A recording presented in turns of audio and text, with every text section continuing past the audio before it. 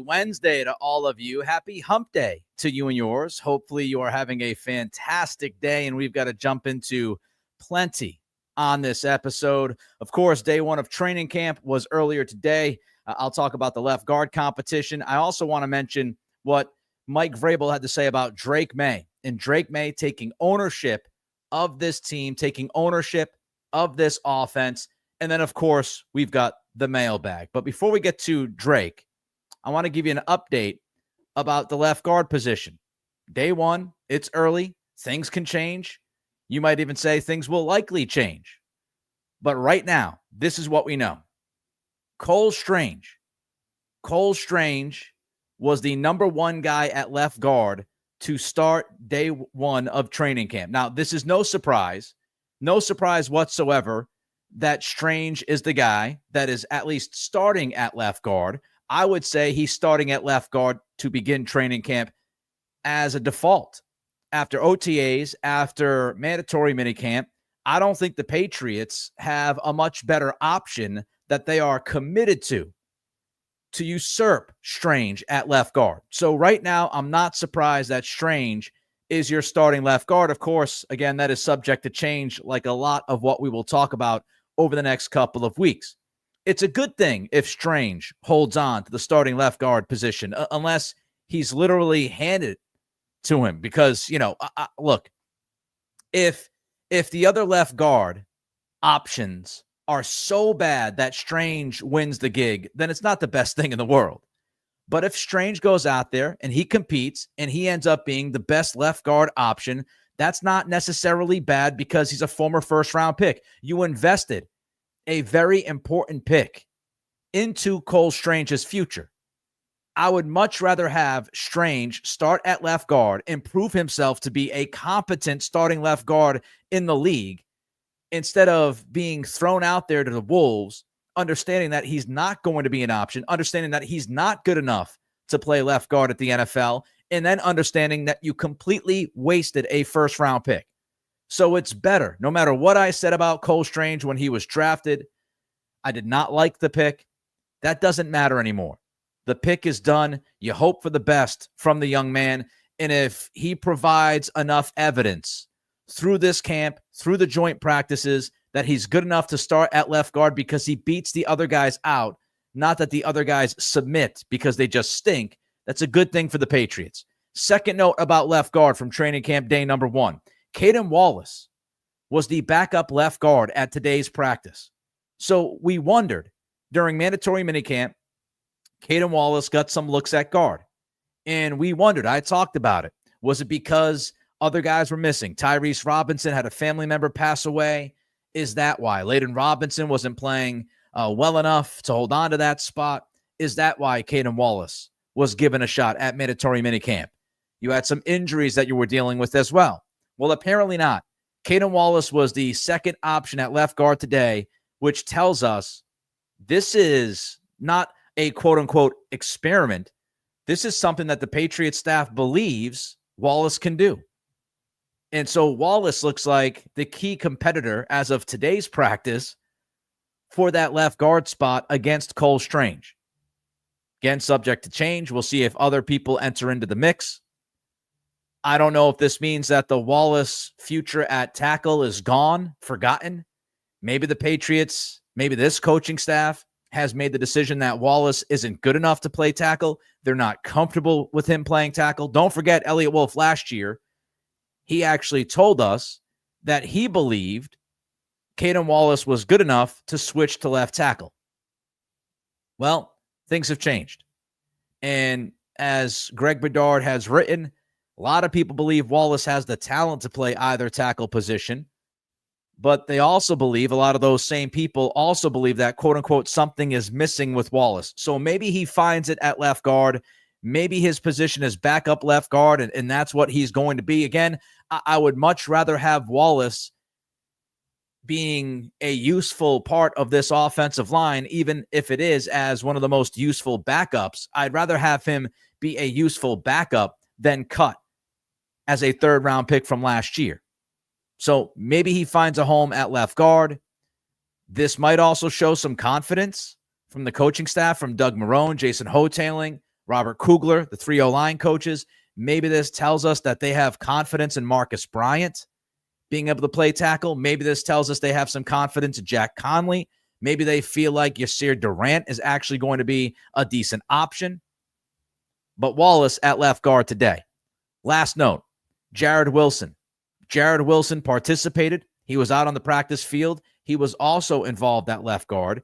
He was the third guy on the list. So you had Strange, then you had Wallace, then you had Wilson into the mix. Wilson also took backup reps at center. He took more reps at center than he took at left guard, but this tells us the coaching staff believes that Jared Wilson could end up playing one of those two positions, maybe even starting at one of those two positions. They obviously like his versatility. So Jared Wilson got some reps at left guard, got more reps at center, backed up Garrett Bradbury. Caden Wallace was your backup left guard to Cole Strange. We'll see how the rest of this camp unfolds. All right, let's get to Drake Maye. Year 2 of Drake Maye. And this year, he is already showing some ownership of this football team. Mike Vrabel met with the media this morning. This was from Phil Perry. Vrabel says one way Maye has shown how he's growing as a leader was how he organized offseason workouts with teammates. Vrabel said that Maye took on 95% of the travel, housing, and location planning. So Maye not only got together with his receivers and at least one tight end in Hunter Henry, he not only put this together, he also took care of the housing. He took care of the planning. He took care of everything.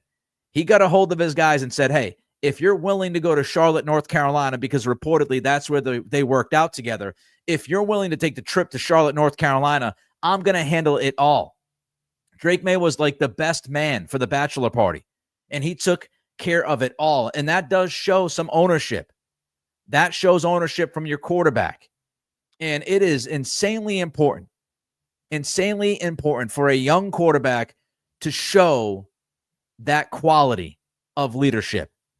If your young quarterback shows himself as a leader, it's going to help the rest of the team, because guys that are on the team, if they look at Maye and they believe he's a leader, we all know he has the potential. We all know that he has the raw game, the raw skill. If guys in that locker room look across the room and see Maye and believe that he is a leader of men, that he is that guy, those players are going to have complete and total buy-in, which is critical. Critical. And it's also going to raise the compete level, as they say in hockey. If Maye gets the buy-in from everybody else and they all have the confidence that he is the guy and that he can lead them to wins, he has the personality that galvanizes the group. If Maye is that kind of guy, it could only help this team. And I do think that Maye shows some natural leadership qualities. We've talked about plenty of them in the past, but he's got the humility. He's not sitting around thinking his poop don't stink. He's got some humility to him, which is key. Guys don't look at him and say, oh, he feels like he's above me. No, there's humility there. There's obvious accountability. You go back to the draft process. Elliott Wolf, Gerard Mayo said that, when they sat down with Maye and they looked at the mistakes he made at North Carolina, he took responsibility for pretty much every single mistake that was made, even when those mistakes were obviously not on him when you watched the film. So when you talk about somebody who's going to be a leader from the quarterback position, you talk about humility, you talk about accountability, you talk about mental toughness. And Maye has shown all of those things early in his career. And he finally has a support system in place. I mean, think about when you look back and you compare 2024 to what's going on right now.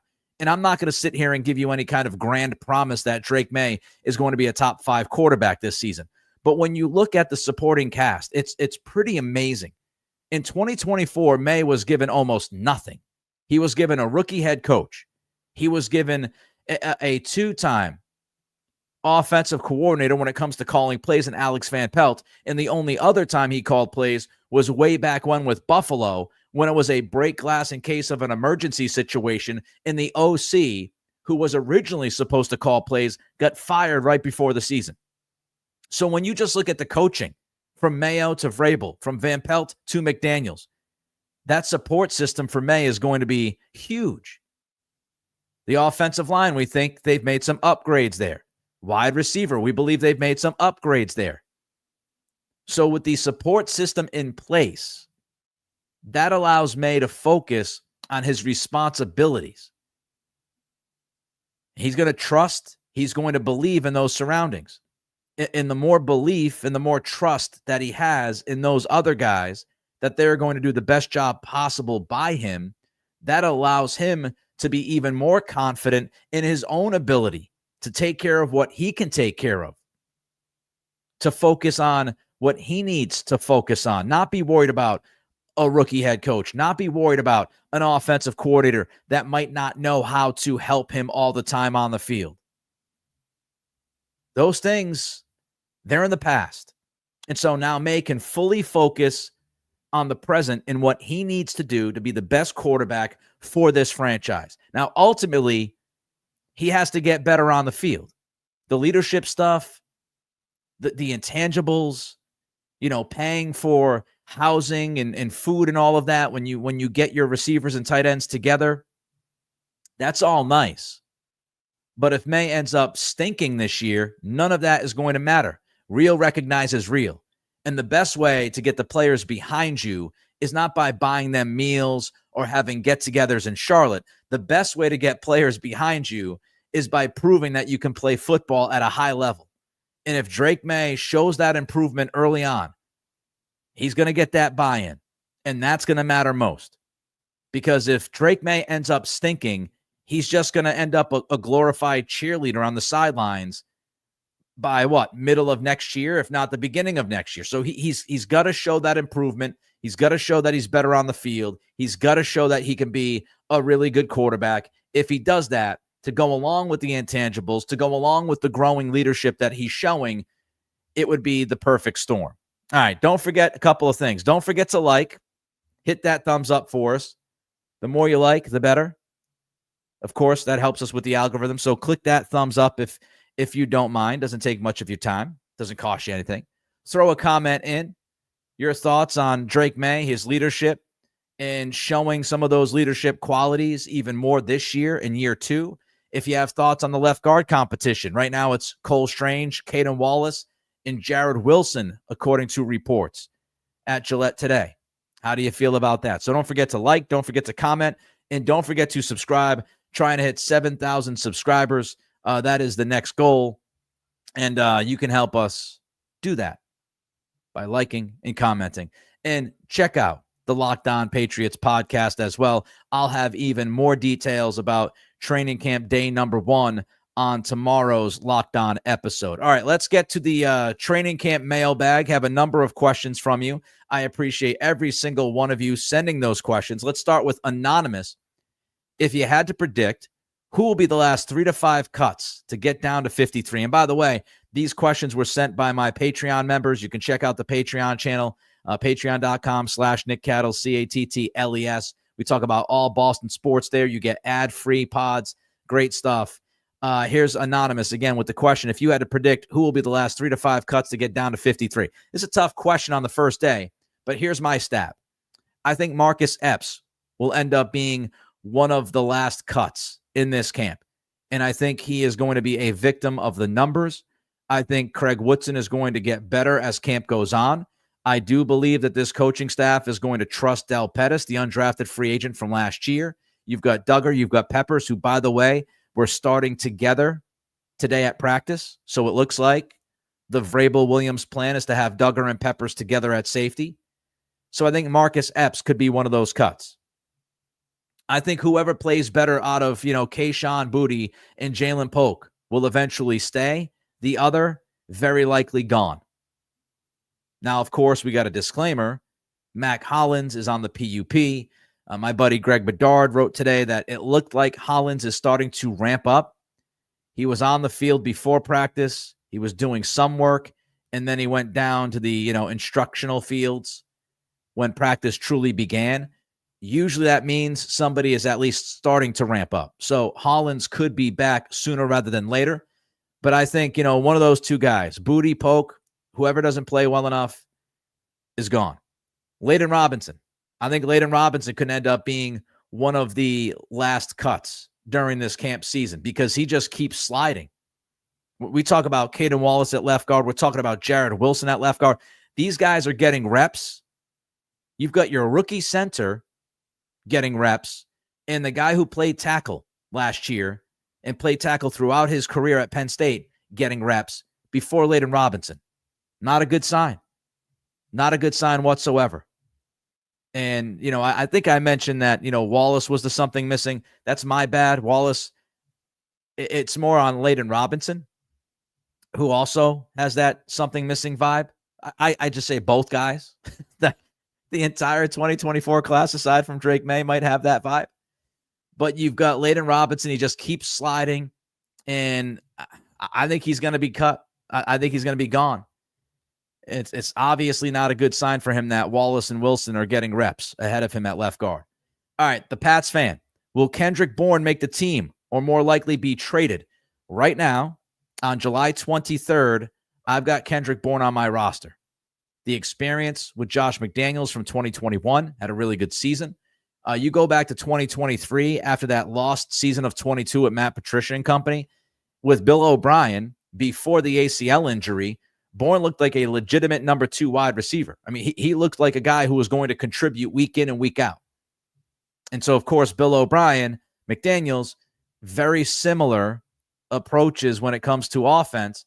So it's going to be interesting to see if Bourne quickly is able to get back into that pool with McDaniels. And according to reports at OTA's and mandatory minicamp, he looked like he knew where he was supposed to be, and he looked comfortable within the offense. So I just think his experience with McDaniels, Bourne brings great energy. He's an experienced guy, and he also brings yards after the catch. He does have that ability. We've seen that from him, and that could help this offense. So right now, I would say Kendrick Bourne on the roster. Glenn L., do you think any UDFAs will make the final roster? And if yes, who? I do believe there will be at least one UDFA that makes this roster. I will leave one possibility out for the next question. We will get there. But I'll go through some of the possibilities. The guys that, I don't know if I'd say likely, but the guys that have the best shot out of the undrafted free agent class of making this team. I'll start with Lan Larison. He has an opportunity. If the Pats carry 4 running backs, he especially has an opportunity to make this roster. You look at Ramondre, you look at Travion, you look at Antonio, and then you get to the other guys, right? You get to other guys like Terrell Jennings. And I just think that Larison, if he has a good camp, he absolutely has a shot to be that 4th running back coming out of camp. If the Patriots carry 4, we'll see if they do. If they carry 3, I think it's going to end up being between Larison and Antonio Gibson, and I wouldn't write Larison off. I would not write Larison off. I saw today from my buddy Bedard that Larison had a nice blitz pickup at practice, and that's one of the biggest questions about Gibson. His pass protection is not up to snuff. It's one of the main reasons why Henderson was drafted in the top 40 by the Patriots, because of that pass protection ability. So if Larison's picking up blitzes and he gives you a lot of what Gibson can give you, I wouldn't be surprised if Larison ends up leapfrogging Gibson. But if they take 4, I think he's got a good shot. Jack Conley, I think, is another name. We talked about him a little bit. His versatility, big offensive lineman from Boston College. At BC, he played right guard. He played left guard. He played right tackle. He also played tackle-eligible tight end. So I think Conley has a shot. Again, I wouldn't say it's likely, but I think he has a shot to make this team. You have thin depth at tackle, even more so now that Wallace is apparently a guard. So if Wallace is a guard, you lost one of your tackles. If you go back 2 months ago, we had Wallace firmly in the tackle position. So if you take him out, you got to find somebody else. And, maybe it's Yasir Durant, Marcus Bryant. He's mostly left side. Conley, again, with that right tackle experience, the ability to play some guard. And I also think that Josh McDaniels will end up playing 6 offensive linemen, at least from time to time this season. And because Conley has experience as that offensive tackle tight end eligible from Boston College, that's another spot that he can kind of fit in there. And he has a relationship with Doug Marrone from the BC days. So Jack Conley's a guy that I think could make the roster. And then you got CJ Dupree as a possibility, the tight end. Is he a better blocking option than some of the other depth tight ends, so to speak? Austin Hooper on the PUP. We have no idea when he's going to come back. That opens up an opportunity at tight end. Hunter Henry, and then a bunch of unknowns right now at that position. Hooper gets back. Eventually, you feel a little bit better. But both guys in their 30s, and you're looking at Jaheim Bell, you're looking at Dupree, you're looking at Jack Westover, you're looking at some others.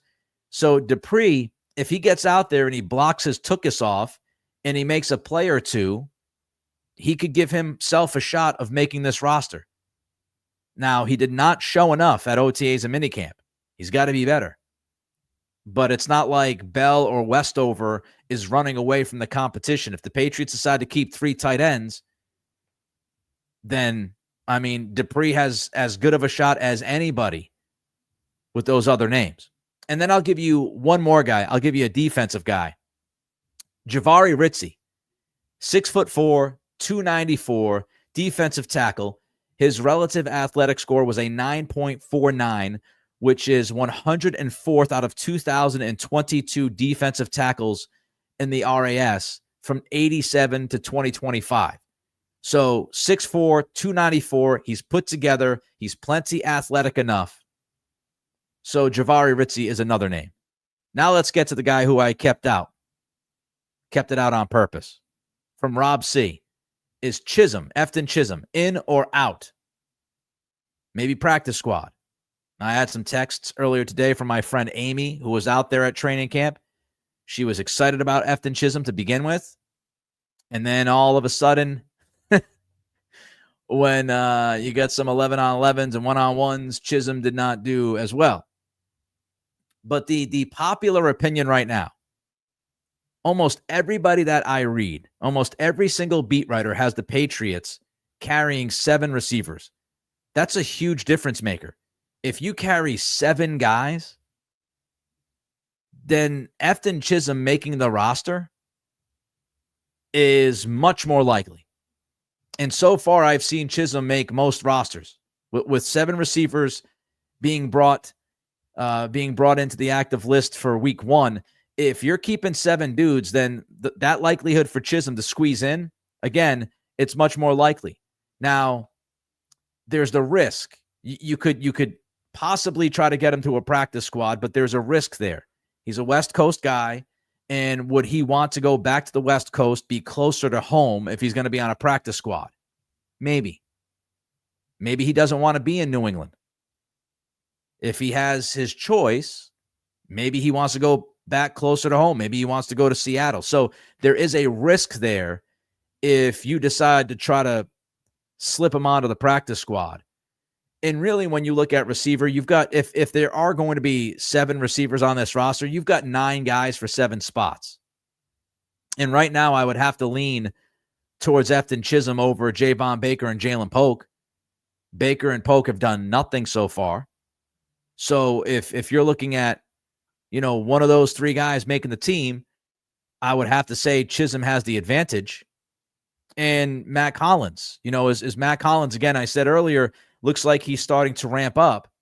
If Matt Collins is ramping up and he comes back, that will impact everything. When you look at the end of that wide receiver depth chart, if Hollins is still on the PUP a week or 2 from now, then that gives more opportunity for some of the other guys, like Baker, like Polk. If Polk can get out there, because he wasn't a participant today. All right, let's get to Terry. If the Pats make the playoffs, will you take a sip of coffee live on the podcast? A sip, maybe. For those who don't know, I've never, I've had a sip of coffee. I had a sip of coffee when I was like 11 or 12 years old. I've never had another sip of coffee in my life. I have never drank a cup of coffee in my life. Kelly, my better half, she drinks enough coffee for the both of us. I do not drink coffee.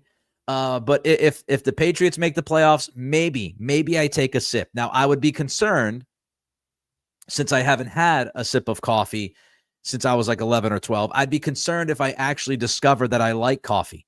That would be a problem. That could change the rest of my life. I don't need that caffeine. I'm jittery and energetic enough. I'm afraid if I got addicted to some kind of like caffeine. I don't drink soda, if you're wondering. So no soda, no coffee, not a lot of caffeine for me. So I try to stay away from addictive components.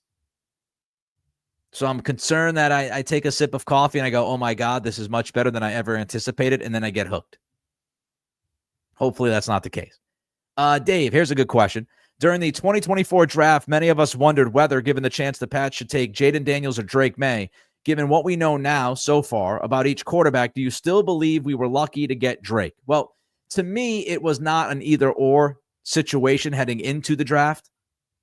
Like, whoever was left over, Daniels or Maye, I was fine. I'd be happy with either guy. And I said that at the time. I think a lot of people, including myself, we were all splitting hairs when we were looking at the top 3 quarterbacks of last year's class. And, with that said, Maye was, to me, the quote-unquote potential pick. Maye was going to come with the potential. Jaden Daniels was the more brushed-up, experienced pick. Played a bunch of games in college, played some high-level games in college. Maye he didn't play a ton at North Carolina. Daniels had more than like twice the amount of starts in college. So, Daniels was the guy who he should hit the ground running day one out of any of the rookie quarterbacks. And that's precisely what he did. I mean, obviously the results speak for themselves, what he did for Washington last year. But the Maye pick was always based on potential. I don't know how many times I said this, and Dave, you're a Patreon member and you're, always watching the podcast and going back and forth with me. I said this from day one with Maye. You were drafting Drake Maye in 2024 for the Drake Maye that you were going to get in 2026 and 2027. You weren't drafting Maye in 24 to get immediate results. Now, it would have been great. Nobody would have complained if Maye was unbelievable last year, but you were drafting him with the thought of what he was going to be in 2 or 3 years, not necessarily what he was right then and there. Daniels, I don't know how much more of a ceiling Daniels has. He really good rookie season, and I think he could have a really good NFL career, but I don't know if he has much more than what he showed you last season. I feel like Daniels is going to be Daniels. Maye, you have that maturation process that we've been talking about. And I still think the Pats are lucky to get Drake. I mean, even if Daniels ends up having the better career than Maye, the Patriots are still lucky to have Maye. Because frankly, you look back at that 2024 draft. As of right now, you feel great about Daniels. You saw the promise from Maye. I think Caleb Williams with Ben Johnson out there in Chicago is going to have a much better second season than he had rookie season, especially with the offensive line upgrades that they made. So you got Caleb Williams, who I think is a franchise quarterback, Michael Penix, Bo Nix. We haven't even seen J.J. McCarthy take a regular season snap yet. So the Patriots were lucky when you're just looking at the quarterback class and the fact that they needed a quarterback in the 2024 draft. I mean, if you look at this past draft, for example, imagine if the Patriots didn't pick Drake Maye. Imagine if there weren't 3 or 4 or 5, maybe even 6 quarterbacks that end up being legitimate starters at that position. Say if those guys weren't in the 2024 draft, the Patriots would have had to kick the can down the road to 2025. Are they taking Shadur Sanders? Are they taking Jackson Dart? Do they, because they wouldn't have had the first pick, obviously, so Cam Ward wasn't going to be an option. So the Patriots were lucky. They were lucky that they had a need at the most critical position in the league. In the draft, had a number of guys that could fill that role. So I still think that they were lucky. I still think they had that good fortune given the need and the supply-demand game that you can suffer from when it comes to the NFL in that position. I'd say, yeah, they were still lucky, even if Daniels ends up being better than Maye. Stephen Coakley, good evening. How would you compare Mac to Drake, and how would you compare the offensive lines between the 2 years? Drake is much more athletic in a way. I mean, I think Mac was he was like a more of like a kind of like a straight line, and Drake's kind of a straight line guy too, but he's a little bit more athletic than Mac. And I think obviously the arm strength, Drake has much more arm strength. The raw potential is just, he's bigger, got the bigger frame. He's about 6'4". Looks like he can put some weight on that frame. Mac was more like, what was he, 6'1", 6'2"? And so, just the raw potential, the traits, Drake Maye has much better traits than Mac Jones did.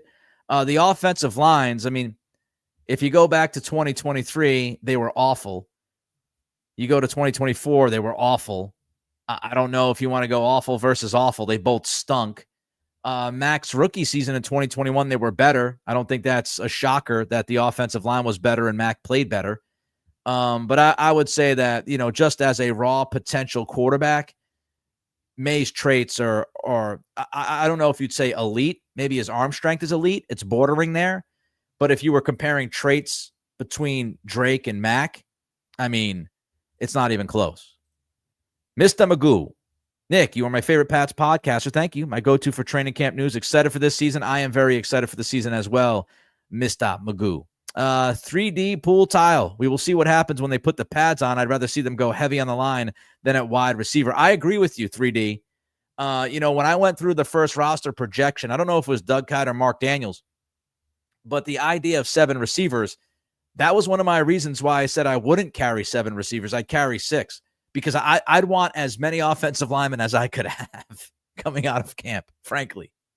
So, and that was before we found out that Wallace is going to take reps at left guard. So, yes, I would. And Morgan Moses had a bad day today. It's early. But as all of you know, if you've watched and listened long enough, I've had questions about this offensive line. I think they're going to be better, but I think there are legitimate questions. So I agree with you, 3D. I'd much rather put the numbers in the offensive line than I would put the numbers in wide receiver. My friend Christy saying that Kelly is a smart woman. She knows Kelly, so this is a little bit of an olive branch to the significant other. Little bouquet thrown Kelly's way. Kelly drinks a lot of coffee. Charlie says, get yourself a cold brew Dunkies. Yeah, again, I've never had coffee except when I was like 11 or 12, and I think it was just straight up coffee. Like nothing great. Can't wait for crafts and kickoffs, Kevin Roberts says. Yeah, can't wait for that either. Crafts and kickoffs, if you're wondering, is my Thursday night live stream I do during the NFL season. It's about the NFL. It's not just about the Patriots. It's about the NFL, the entire NFL. We take the top 5 stories in the NFL that week. We drink a beer. We talk about it. I enjoy that. Immensely. So I am looking forward to crafts and kickoffs as well. Going to try to upgrade the aesthetics a little bit as we get rolling with that. All right, I appreciate every single one of you. Don't forget to like, comment, and subscribe. Help us out. Like, comment, subscribe. My friends at Spotify and Apple Pods, rate, review, and follow as well. Locked On Patriots podcast. Have a new episode for you tomorrow morning with more details on day 1 of training camp. And then we're back here on Friday at 3 p.m. live on YouTube. Again, appreciate every single one of you. And I feel like it's now football season. Very excited. Talk to you soon.